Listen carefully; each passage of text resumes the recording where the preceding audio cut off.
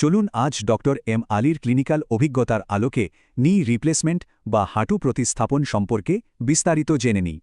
অবাক করার মতো ব্যাপার হলো সাধারণ হাঁটা চলাতে আমাদের হাঁটুর ওপর শরীরের ওজনের ৩-৪ গুণ চাপ পড়ে।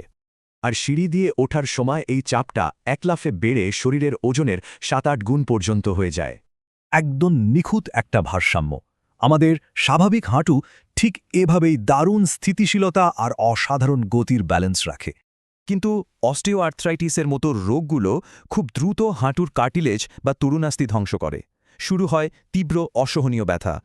ভ্যারাস বা ভালগাসের মতো কাঠামোগত বিকৃতি হাঁটুর মেকানিক্যাল অক্ষটাই সরিয়ে দেয়, ফলে জয়েন্ট খুব দ্রুত ক্ষয় হতে থাকে। ওষুধ বা থেরাপিতে কাজ না হলে ব্যথা যখন একদম অসহনীয় তখনই আসে নি আর্থ্রোপ্লাস্টি। কিন্তু এটা আসলে কি?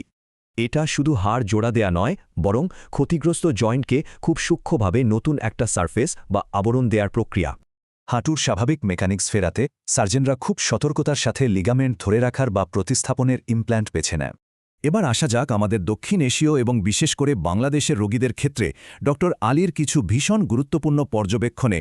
আমাদের দৈনন্দিন জীবনে উবু হয়ে বসা, বাবু হয়ে বসা কিংবা প্রার্থনার জন্য হাঁটুকে কিন্তু অনেক বেশি ভাঁজ করতে হয়। তাই আধুনিক নি রিপ্লেসমেন্টে এমন ইমপ্ল্যান্টই বেছে নেওয়া হয় যা আমাদের এই বিশেষ চলাফেরার চাহিদাগুলো পুরোপুরি মেটাতে পারে।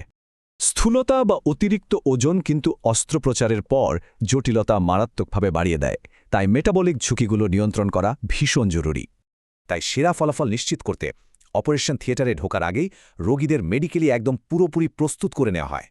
সবচেয়ে দারুণ ব্যাপারটা হলো ইআরএএস বা ইরাস প্রোটোকল। চলুন দেখি এটা কিভাবে দ্রুত সেরে উঠতে জাদুর মতো কাজ করে। এই প্রোটোকলের সাহায্যে ব্যথা একদম কমিয়ে আনা হয় আর রোগীকে অপারেশনের প্রায় সাথে সাথেই হাঁটাচলা শুরু করানো হয়। ভাবা যায়, অপারেশনের কয়েক ঘন্টার মধ্যেই রোগী উঠে দাঁড়াচ্ছেন আর মাত্র কয়েক দিনের ভেতরেই হাঁটু ৯০ ডিগ্রি ভাঁজ করছেন।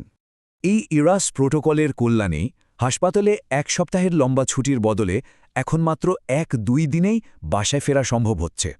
ভাবুন তো, এই ব্যথামুক্ত স্বাভাবিক চলাফেরা কি আমাদের দৈনন্দিন জীবন আর প্রিয় কাজগুলোকে নতুন করে আবার প্রাণবন্ত করে তুলতে পারে না?